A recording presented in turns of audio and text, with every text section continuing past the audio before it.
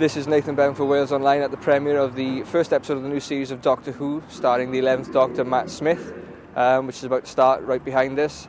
Matt Smith himself is going to be present answering questions, so let's go inside. So Matt, how did you feel that first episode went? Well, it was exciting. It was quite nerve-wracking, I suppose, as well. But I was thrilled. I think Stephen's written a sort of brilliant fairy tale, and it's something I'm very proud of. So I'm pleased that people have seen it. Is that the first time you've actually seen it properly? In its entirety, yes, it is. Yeah, with all the effects and everything, it is. So it's mad, you know. I've spent sort of so many months thinking about it, and then suddenly there it is on a big screen, and there I am, and I'm the Doctor, and it's quite bizarre, but brilliant, and you know.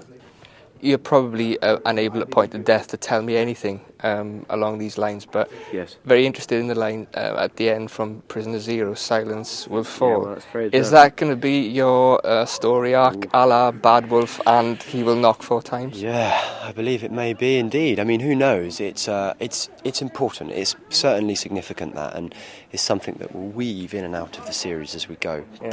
And actually, I mean, there are 4 or 5 things in that episode, in the first episode, that are very key and very important, and to all the fans that really watch ardently, I would urge them to try and spot them and see if they can make sense of them. Even in the first step, I'd be amazed if they could. But what Stephen's done so brilliantly is you read 12 and 13 and you go, God, he had a plan, and a brilliant plan, and it's worked. How has he managed to connect that with that? And you know, the way he's played with time is extraordinary. So things are going to get a lot darker for the Doctor, are they? They are.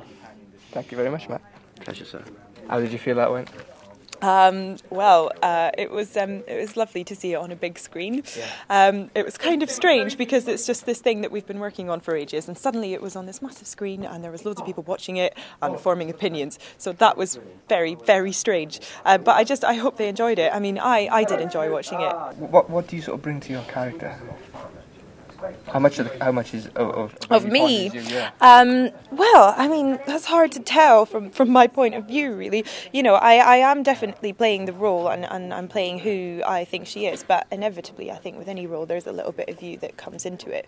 And, you know, we are the same age, and, you know, we're young girls, so there's obviously going to be, you know, some common ground there. But for the most part, I'm just trying to play this girl who's kind of with all the history that we see in the first episode. And sort of, I'm just playing around with that. Yeah, it's quite clear. So from the get-go, she wasn't going to be, you know, your typical sort of female in peril. So I mean, how does she sort of change? Can you give us any idea how she changes during the course of the series? During the course of the series, there is a huge arc for Amy during the course of the series. I think by the end we understand a lot more about her and who she is, and yeah, all the experiences that form her. How did you feel that went? As far as I can tell, it went really, really well. I enjoyed it. I thought it was great. There was Doctor Who, and there was babes, and there was explosions. What more do you want? Well, not much. And it worked really well on the cinema screen, I thought. Is there any way that you possibly do every episode like that? Because that was just breathtaking. Well, the great advantage of high def, that amazing picture quality, we can now make Doctor Who look as good as a movie. Really, you can blow it up to that size, and it looks fantastic.